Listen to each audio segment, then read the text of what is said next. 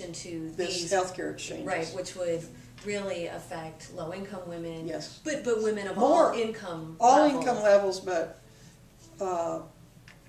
disproportionately. And of course, we already have in the Medicaid, the ban on Medicaid, federal funding, and with the Affordable Care Act, more people will be eligible for Medicaid, and therefore ineligible for that insurance to pay for an abortion.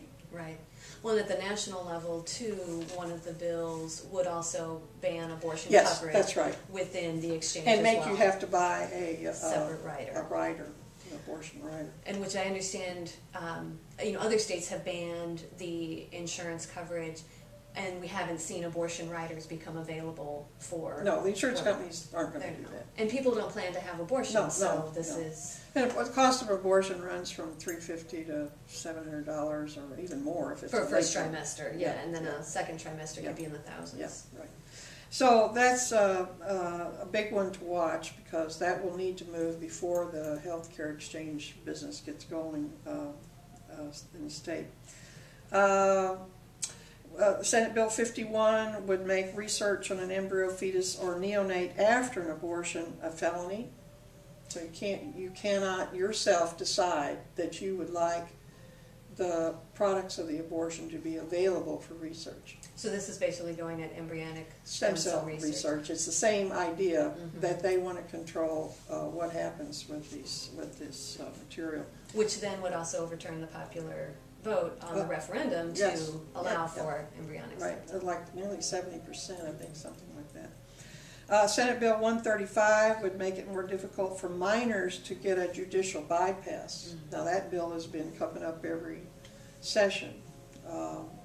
They want to prevent what they call judge shopping. That is, if a young person goes to a right to life kind of a judge and gets a no, you can't get one from me, they can go to the next county and try it again somewhere else. And they Right to Life and Catholic Conference want to stop that from happening.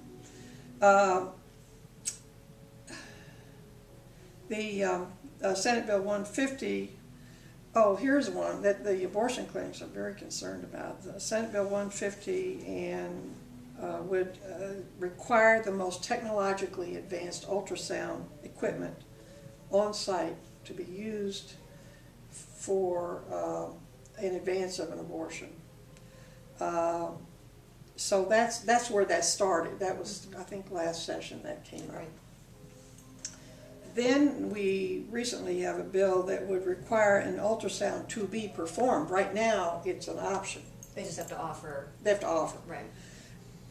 So Senate Bill 150 would make them have to upgrade their equipment. I understand it's about 40 grand or so, these new ones.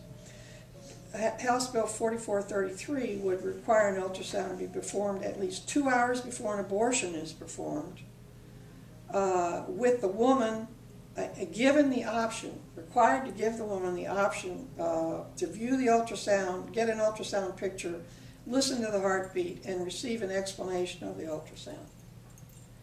Right before the procedure. Right. This proposed legislation goes farther than SB 150 in that there's a requirement that she be offered these four things, and I'm not quite sure if she has to choose one of them, but and then they have the 2 hours. So that's kind of a rundown.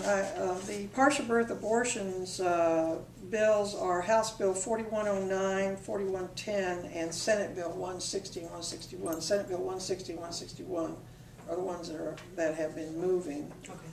Okay.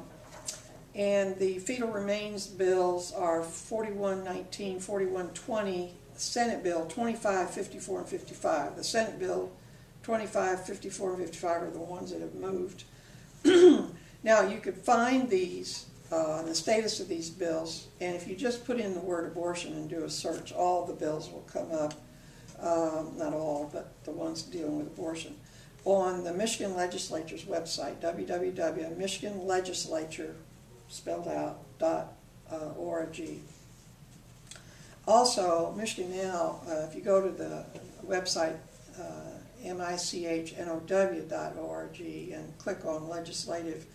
I have a complete docket there of all bills having to do with women's rights, and I put on there about once a month a legislative update on where the bills are now. Plus all of our testimony is posted there. Okay. So that's a good resource for people who want to keep track of it. Also, members of Michigan Now are eligible to get my action alerts, and I send out, or reports of what's going on, 2 or 3 a week, and I try to confine them to Michigan things. Sometimes what's happening at the national level is so outrageous you have to put something out. But it's not an abusive thing, but they have to be a member. Okay. You can see why we kind of are careful with who's on our action alert listservs. So that's a kind of what's been going on in the Michigan legislature. It's not a happy report, but there it is. Well, thank you very much, and thank you for all the work that you do. Okay. Hello, Shannon.